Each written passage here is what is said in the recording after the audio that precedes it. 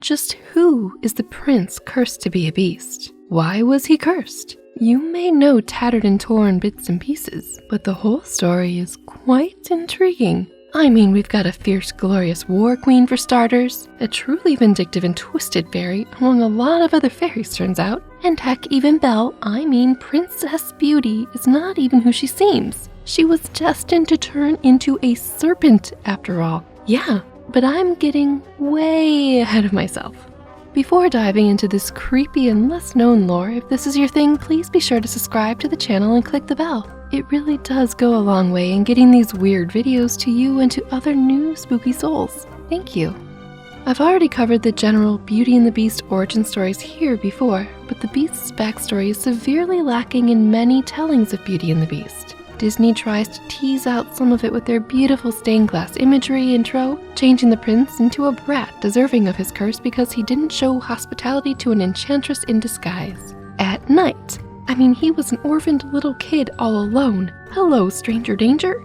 Other stories let the newly uncursed prince talk about the curse for a mere few sentences after Beauty breaks the curse, which is hardly enough to explain away years of events. But honestly, I understand why it's a blip during most stories. It's super long and not the story at hand. It doesn't involve the co-protagonist Beauty in the same way the main story does. Going into the Beast's backstory during the main story really does detract from the main storyline quest thing. Just when you think it's time to wrap up for happily ever after, the Beast story takes us back to before Beauty's story even begins. And right now in this video, I invite you to be my guest and join me as I go through this poor unfortunate prince's twisted past. And it's beastly, behemoth even, and it gets wild. This particular passage took me so long to read. I found it nestled in an old fairy tale book hidden in the even longer story Beauty and the Beast. This one from Madame de Villeneuve, and oh my, does she love juicy details. And you're gonna hear all about them.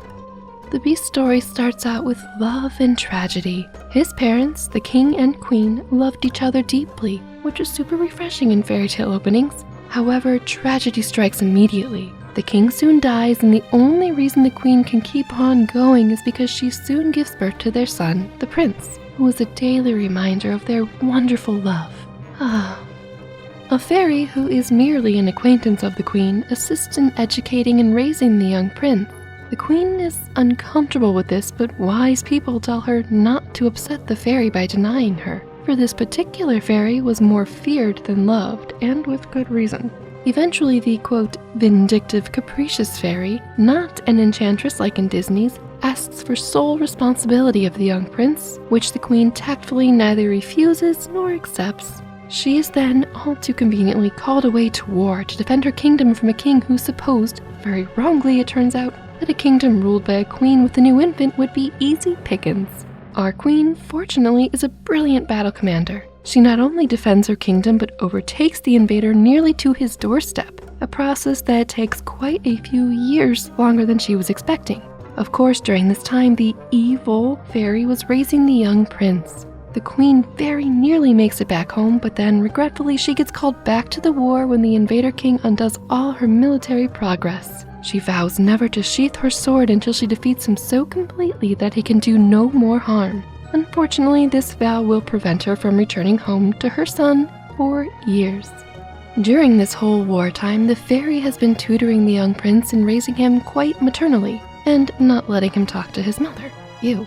Then, one day, she unexpectedly disappears for years, leaving the poor prince confused and kind of missing her.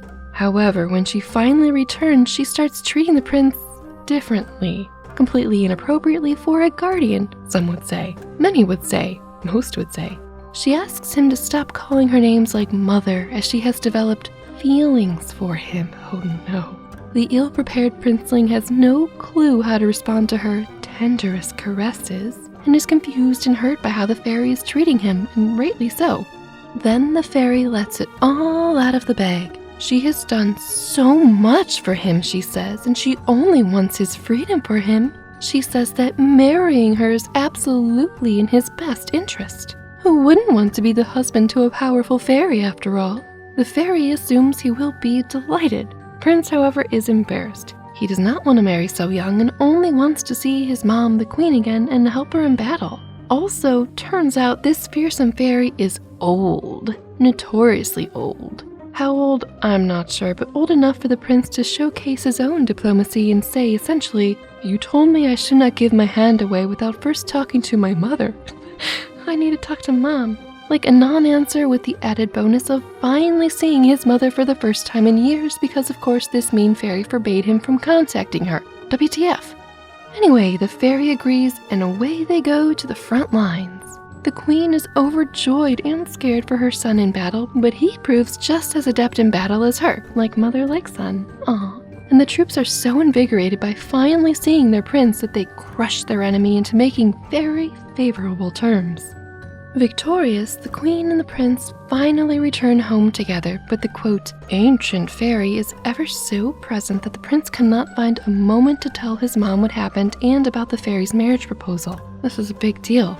Now the fairy blurts out her plan to marry the prince immediately, and the queen is essentially like, "Excuse me, what? You are absurd."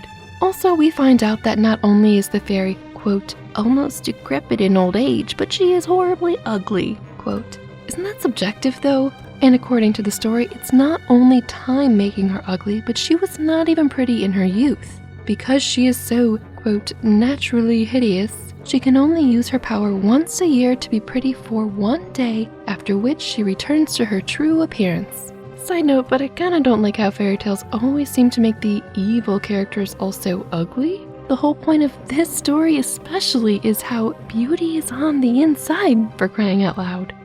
Be that as it may, the fairy tries to make a case saying she is a higher fairy rank than a mortal throne, and she is doing the prince an honor with her proposal. The prince finally outright declines, but he says he is willing to pay her back for raising him by any other means. Diplomacy. Yay. The queen is so enraged at the fairy that she is beside herself, looks in a mirror and intimates that the fairy is too ugly for her pretty son. Not diplomacy. Come on. This is where we finally get to the curse. The fairy, whose logic is super twisted, says he is only handsome and charming because she raised him to be so. As he refused her, she knocks him over the head and his body begins to transform into that of the beast. The prince can hardly stand under the weight of his new body and is too shocked to do much. The fairy leaves his intelligence of conversation intact, but says that if either the queen or the prince mention to anyone the curse, he will never be able to return to his true form. Convenient for her. Only if a, quote, young and beautiful girl shall of her own accord come to seek thee, although fully persuaded thou wilt devour her, and, after discovering that her own life is not in danger, conceive for thee a sufficiently tender affection to induce her to marry thee, will his curse be broken. Unlike in Disney, where a bratty 11-year-old had to change his ways to break the curse, here the prince is doomed until a stranger can fall for him and break it. And of course, if he mentions the curse, it will never be broken. Things are hopeless. The sovereign of the land is a beast and the queen is inconsolable. But another fairy appears! The same one that eventually gives Beauty some, dreams about the handsome prince. Anyway, this fairy will do whatever she can to help. Hours and hours of research and months of putting all the pieces in the right places. She at once turns all those in the palace to stone so that they won't gossip about the prince's new beastly form, thereby dooming him to be a beast forever. Don't worry, they'll return to living flesh once their discretion is no longer needed. Whew. She also surrounds the palace in a thick fog, so only those she and the prince wish to allow in will find it. The good fairy then says that the queen's enemies are plotting against her, so she better get back to battle. She quickly transports the queen to her troops. Alone, with the good fairy popping in from time to time, the beast prince finds anything he wishes is provided to him. A full mature rose garden springs to life in one day at a mere planting and a wish. And here was me foolishly thinking he toiled in the soil for years and years to make this amazing garden with how he treated the father. Unlike the evil fairy, this fairy also carries messages back and forth between the queen and prince, so even though he is alone, he has word of the outside world and a visitor in the fairy every so often. Eventually, she comes to see him with a plan. And my oh my, what a plan it is! You can probably guess it as it's what happens in nearly every version of the tale.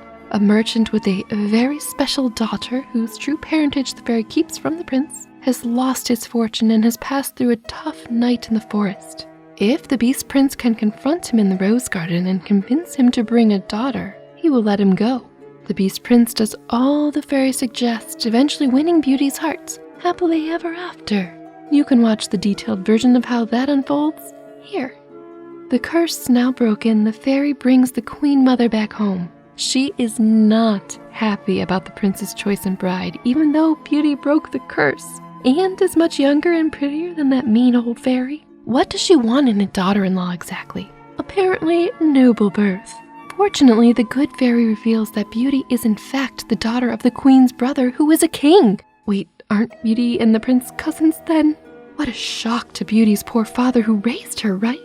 Anyway, the fairy arranged for this king father to show up right then. He is still in mourning for losing a daughter. She was said to have been devoured by wild beasts. He doesn't immediately recognize Beauty as his lost daughter until the good fairy reveals the truth.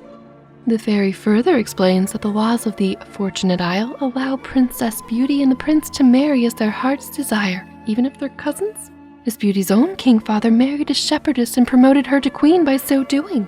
Oh, but we are not done yet, not at all. For now, the good fairy goes on to explain that Princess Beauty's mother, the king's wife, is not actually dead, and also was not a lowly shepherdess, but queen of the fairies. Yes, there are a great many plots she elaborates on, but our main takeaway today is that Beauty is descended from fairy and mortal royalty, was lied to about her birth and heritage for her whole life, and is cousin to the prince she wants to marry so much. And everybody is just thrilled about it and all these loose ends being tied up. Also, the good fairy is Princess Beauty's aunt. She is the fairy queen's sister, after all turns out. Also, the fairy queen herself just then appears in the middle of the group, lovely as ever, and the mortal king is overjoyed. He thought she died. Long story, obviously. Anyway, apparently, infant Princess Beauty, who is daughter of a fairy and the sage Amadabek, I don't think the mortal king even knew he was a sage whose, quote, alliance is an honor to the fairy race and whose sublime knowledge invests him with much higher powers. Anyway, because of her parentage, Beauty was doomed to become a serpent at the end of her first 100 years of life. The queen knows harm may come to her in snake form and becomes a snake in her place, saving Beauty and, in a roundabout way, freeing herself to be her own mistress. Eventually seeing her king husband and daughter Beauty again. Yeah, Princess Beauty remembers how good a father the merchant was, and poof, there that whole family arrives too. Yes, there is a lot going on. Yes, this was supposed to be the Beast's true story, but this Aunt Fairy certainly takes the limelight away from him at the end. These chaotic details are outside the Beast's story section, but I had fun finding them and wanted to share them with you too. Anyway, Princess Beauty and her cousin the prince get married and travel the whole world in their chariot drawn by 12 white stags with golden horns and hooves. They then bop between the fairy realm of Happy Island, Beauty's mortal family, and the Prince Queen's mother's palace as they will. They are always in love.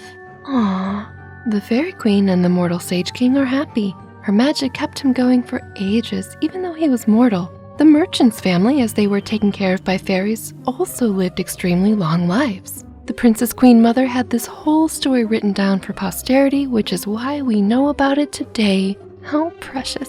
Oh. So now you know the highlights of the Beast's story. I recently read this on my second channel a bit late, where if you don't know, that's where I read tons of fairy tales, ghost stories, long books, etc. Check it out for sleepy stories and sounds. You can pop over to the second channel to hear this in the Beast's own words.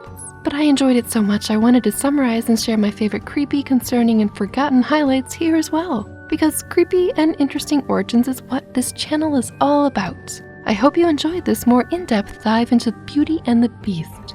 Thank you, friends and fiends, for joining me for this twisted fairy tale. Please subscribe for more creepy origins and lore, and I'll see you soon in the next video. Goodbye!